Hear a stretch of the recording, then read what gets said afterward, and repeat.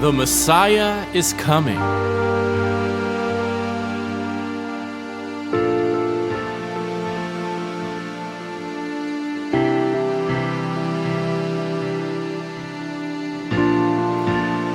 The Messiah is coming.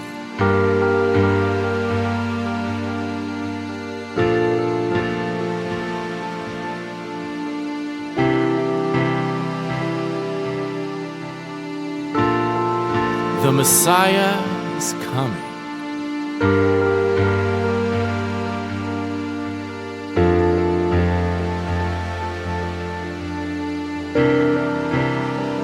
The Messiah is coming. But he may tarry a while.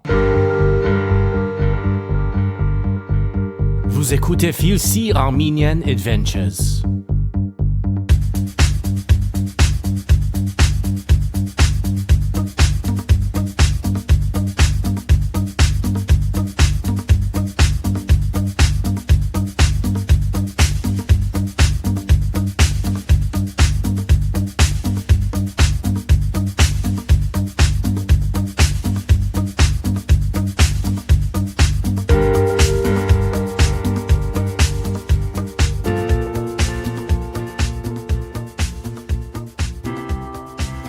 Explanations can be delightful.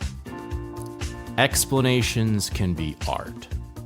I think we all know what G.K. Chesterton meant when he said that London is a riddle, Paris is an explanation. You don't have to have been to Paris to get what that means. You can easily imagine it from media, and whether it's Emily in Paris or Midnight in Paris or Paris in Las Vegas, we never seem to go more than a decade without a massively popular entertainment that helps the masses imagine Paris. Paris is an explanation, an endless explanation, an inexhaustible abundance of passages. Consider that word, passage, a word we also use for an excerpt of writing. I read a few passages from that novel. A word Montaigne used to describe the subject matter of his essays. I do not portray the thing in itself, I portray the passage, not a passing from one age to another, but from day to day, from minute to minute. I must adapt my history to the moment. Passage. What more concrete symbol do you need to link art and the city? The passages are endless in Paris. If it's not a street, it's a building. If it's not a building, it's a cafe. If it's not a cafe, it's a crowd. If it's not a crowd, it's a croissant. The hands of a man extending it to his girlfriend, only to pull it away. Passage after passage, explanation into explanation. And like every event of explanation, full of protests. And as the constant audience to explanation, you can be subject at times to supercilious mockery, as I was in the loft of the gay right-wingers.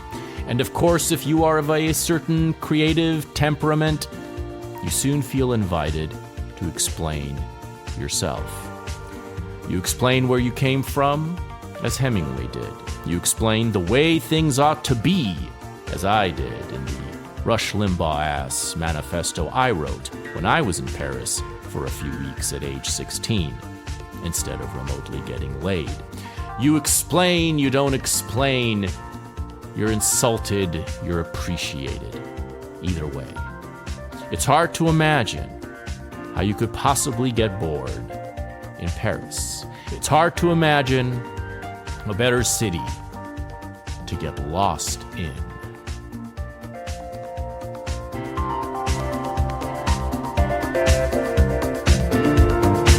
But what about being found?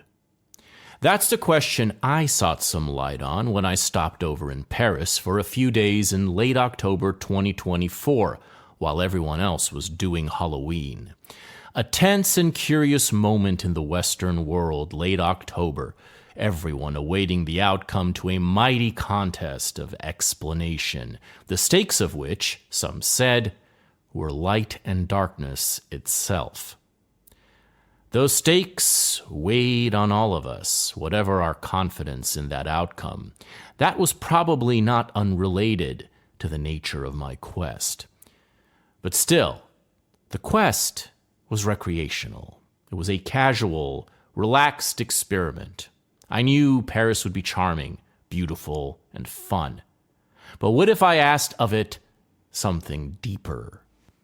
Could the city of Paris explain me toward God somehow, the way one of its great geniuses, Blaise Pascal, once did in the passages of an unfinished book? I had no agenda or plan, no maps to guide me but the usual: horniness, Bob Dylan, and an inkling to visit the cemetery. I was not even expecting to see anyone I knew until a certain N.I.G., a young and very bright and politically active Parisian, educated at a school so elite it makes the Sorbonne seem like George Floyd Tech, took a train for 3 hours from Lyon, where he's studying now, to welcome me and hang out. That's no small advantage in the comically grandiose quest I was on. It's easy to discount or neglect how important such gestures of hospitality can be.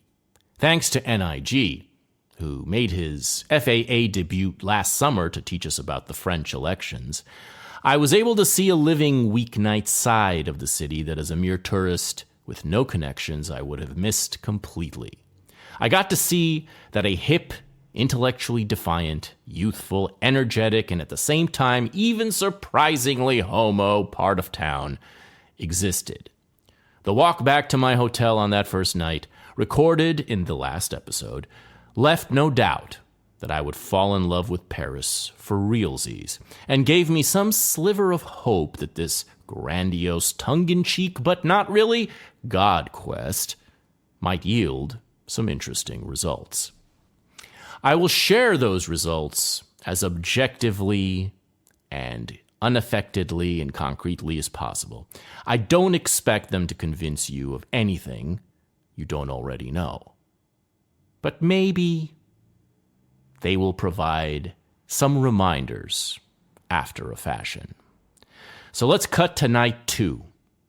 Dinner at a really good restaurant with perfect duck confit and a perfect waiter, this charming heartthrob from Alsace, who would make anyone question their premises. And from there, we went to a gay club to sample the Liberté.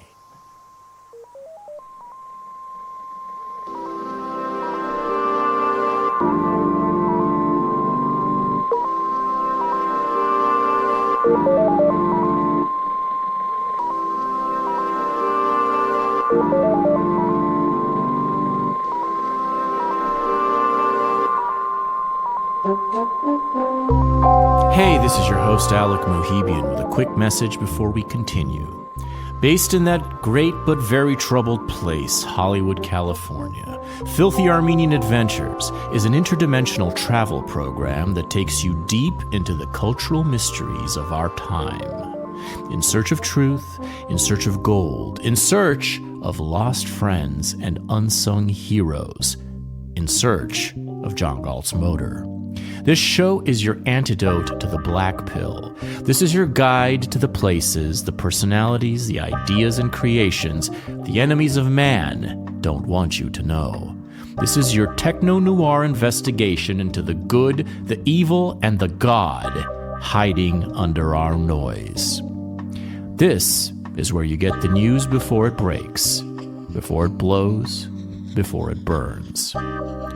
The show is supported entirely by patrons at patreon.com/filthyarmenian. As a patron, you get access to twice as many adventures, including the most important ones, the ones with the real facts.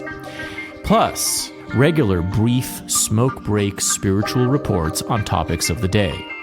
As a patron, you also get exclusive access to our Smash live events. Ask anyone who's attended one, and they will tell you it's an experience you'll never forget. It's very easy to keep Filthy Armenian Adventures alive. You can still listen to the show on your favorite app like Spotify or Apple, and you can do so with the pride that you're putting a little bit of money where your soul is. More patrons means more fuel, more topics, more investigations, more miracles, more secret locations, and forbidden territories around the world, and the world that is Los Angeles, our post-apocalyptic headquarters. It means we'll be able to track down more enchanting figures in the landscape, dare them to abandon their masks, and join our quest out of the darkness and into a golden age. Patreon.com/filthyarmenian. Thank you for being one of the good ones, and enjoy the show.